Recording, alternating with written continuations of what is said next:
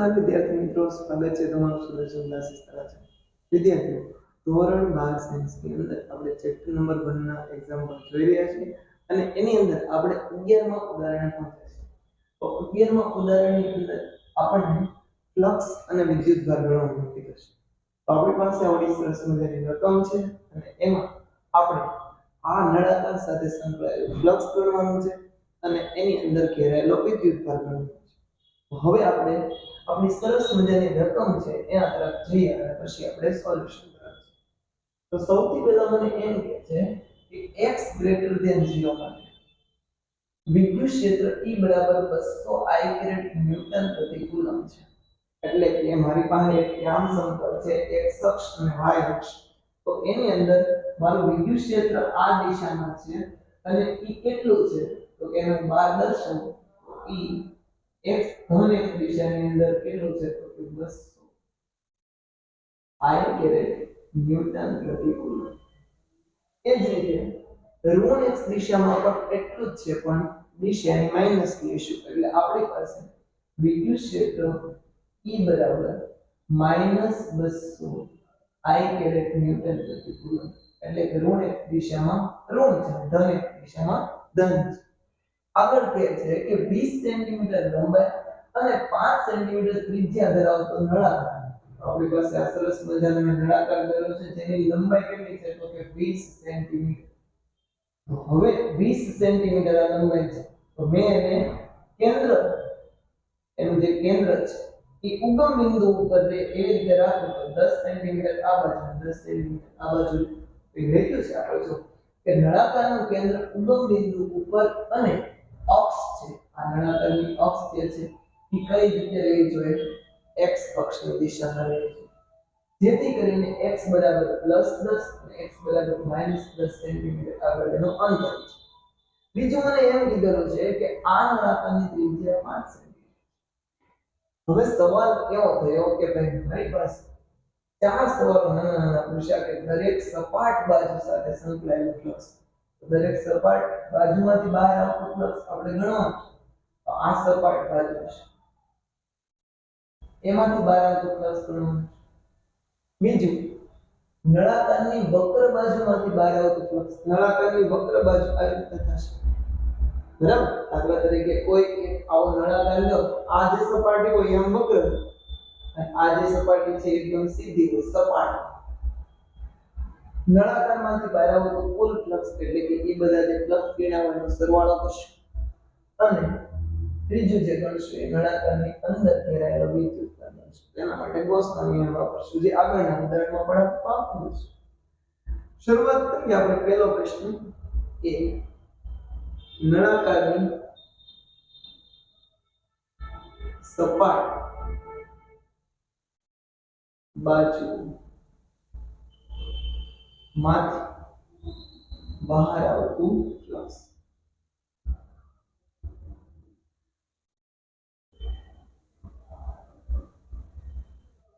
તો હું અહીંયા બે સપાટ બાજુ છે, 1 અને 2.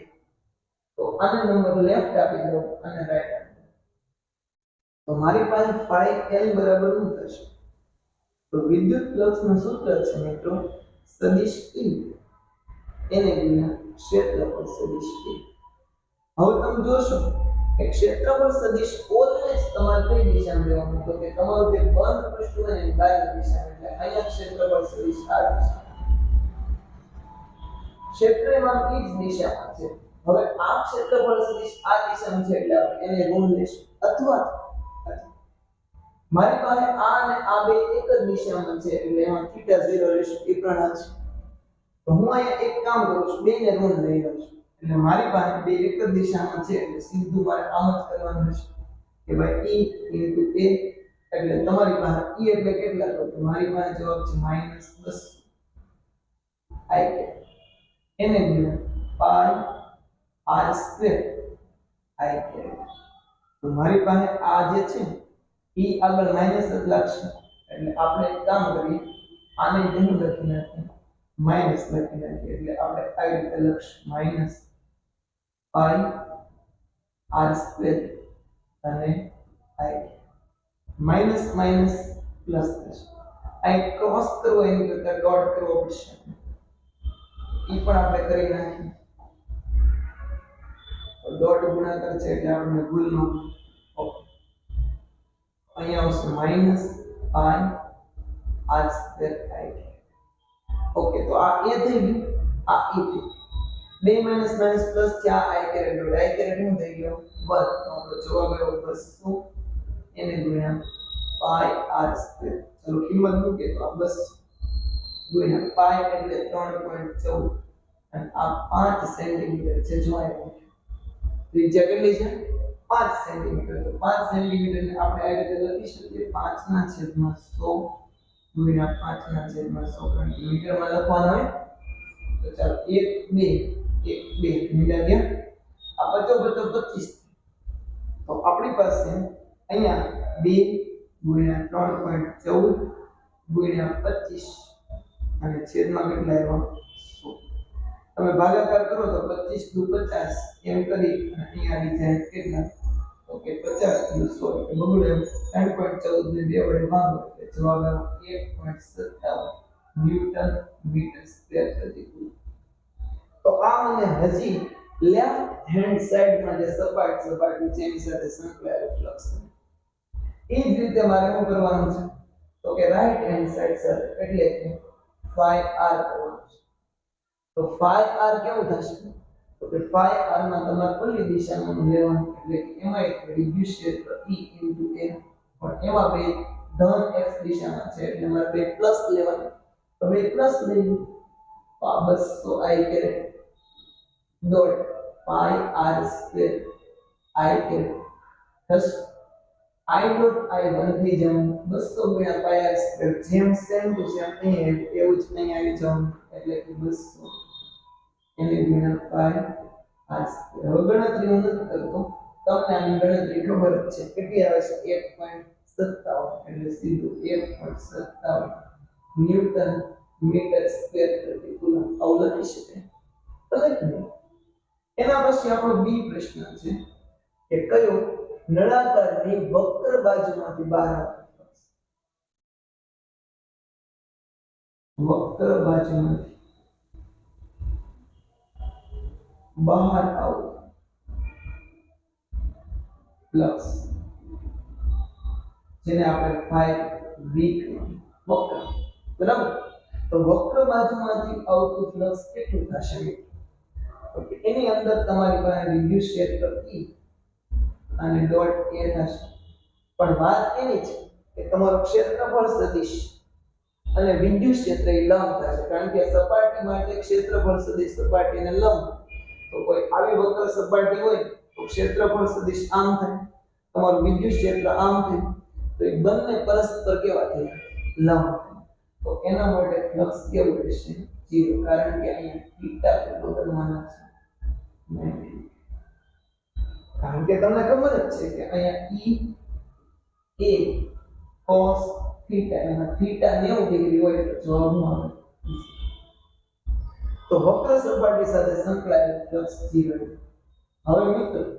આપણને ત્રીજો પ્રશ્ન એમ પૂછ્યો કે કુલ ફ્લક્સ એટલે નળાકારમાંથી બહાર આવતું કુલ ફ્લક્સ કેટલું તો નળાકારમાંથી બહાર આવતું કુલ ફ્લક્સ એટલે બધા ફ્લક્સનો સરવાળો તો આ લેફ્ટ હેન્ડ સાઈડ નું છે આ રાઈટ હેન્ડ સાઈડ નું છે આ વક્ર છે તેને મારે શું કરવાનું સરવાળો એટલે કે ટોટલ phi બરાબર phi l plus phi r plus phi v તો આ જો હવે 1.57 વત્તા 1.57 વત્તા 0 1.57 વત્તા 1.57 વત્તા 0 તમારો જવાબ કેટલો થઈ ગયો મિત્રો 3.14 ન્યૂટન મીટર સ્ક્વેર પ્રતિ કુલમ તો આવું ફ્લક્સ મને મળ્યું હવે શું કરશું તો કે હવે આપણને બી પ્રશ્ન કરી કરીશું કે નળાકારમાં અંદર ઘેરાયેલો વિદ્યુતભાર કેટલો એની ગણતરી કરી શકીએ આપણે એની ગણતરીમાં આપણી પાસે શું આવશે તો કે નળાકારની અંદર ઘેરાયેલો વિદ્યુતભાર તો વિદ્યુતભાર Q બરાબર આપણી પાસે 5 * એપ્સિલોન 0 છે યાદ કરો દોસ્તો 5 બરાબર q / એપ્સિલોન 0 આવે તો q ને કરતા બનાવો તો 5 * એપ્સિલોન 0 5 મારી પાસે શું છે એપ્સિલોન 0 શું છે કિંમત મૂકો 5 ની કિંમત કેટલી છે તો કે 3.14 કુલ ક્લાસ અને એપ્સિલોન 0 ની કિંમત છે 8.85 * 10⁻12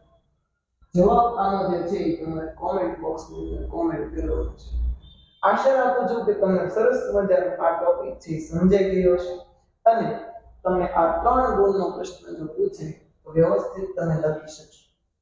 મિત્રો આવું સરસ મજાનું ઉદાહરણ ભણ્યા છે તો સમજાઈ ગયું હોય તો લાઈક કરજો વિડીયોને શેર કરજો અને ખાસ કરીને ચેનલને સબસ્ક્રાઇબ કરવાનું ભૂલતા નહીં